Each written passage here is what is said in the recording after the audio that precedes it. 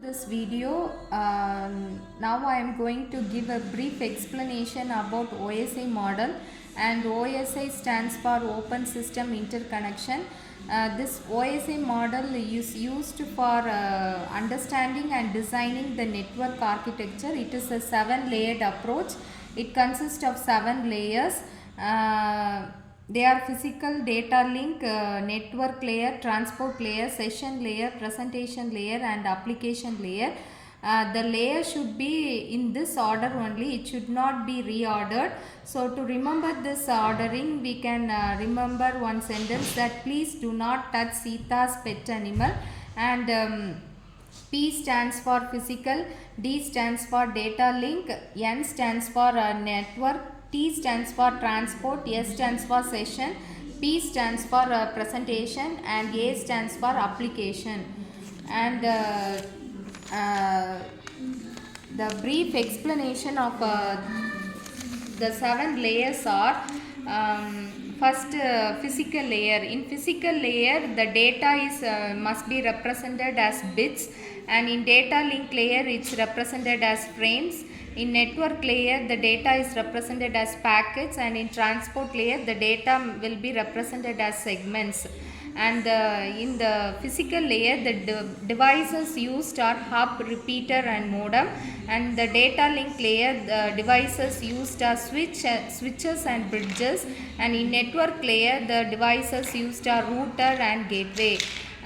Physical layer is responsible for coordinating the function required to carry the bit streams over physical medium. That is, in this case the data is represented as bits, and the physical layer the bits can be transferred as signals through the transmission medium. The service provided by the physical layer of physical characteristics, and in this case the data is represented as bits, that is data is represented as zeros and ones, and it is also responsible for the data rate. Data rate means data sent bits sent per second, and it is also represented for synchronization. The bits must be synchronized between the sender and receiver, and it is also responsible for line configuration. Physical topology and transmission medium. What is meant by line configuration means there are two types of line configuration. They are point to point and multi-point configuration.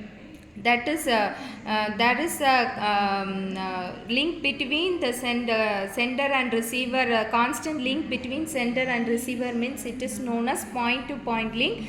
Multi-point link means a link between a sender and many receivers means it is known as multi-point configuration.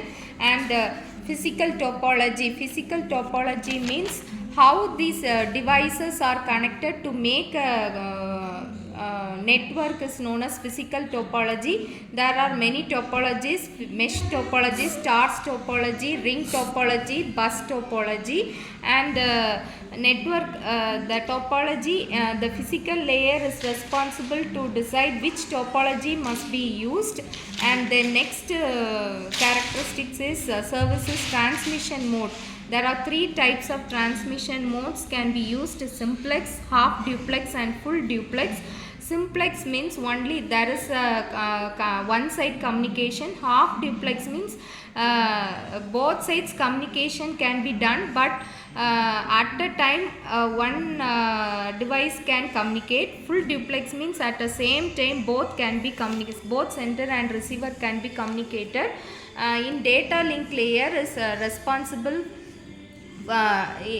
main for error-free communication to the upper layer. It is responsible for node-to-node delivery, or it can be also represented as hop-to-hop delivery. Services provided by data link layer are framing, physical addressing, flow control, error control and access control. In this case, data link layer, actually in this physical layer the data is represented as bits, and here data is represented as frames. And in this case header and trailer is added while transmitting the data. In the header case address of the sender is appended, and trailer is responsible for this error control mechanism. Access control means if two or more devices are need to access the same link, which system must be accessed can be provided by this access control mechanism. Next, network layer is responsible for source to destination delivery of the packet. Here the data is represented as packet, and this the service provided by this network layer are logical addressing and routing, because networking itself the routing can be used, and it is main responsible for the network layer to choose the best route for the packets to be sent to the receiver.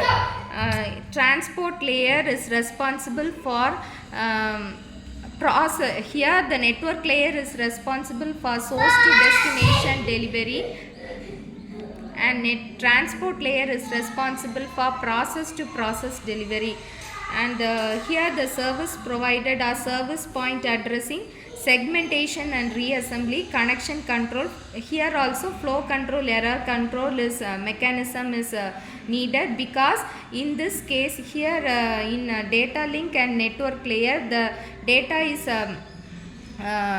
represented as packets, and in this case the packet is segmented into many segments, and here single packet is segmented into as many segments in the sender side, and in the receiver side it is reassembled. So it is main responsible for segmentation and reassembly. So in the next layer the service is synchronization, because here the packets are segmented, it must be synchronized without any error. So the next session layer is responsible for synchronization and dialog control.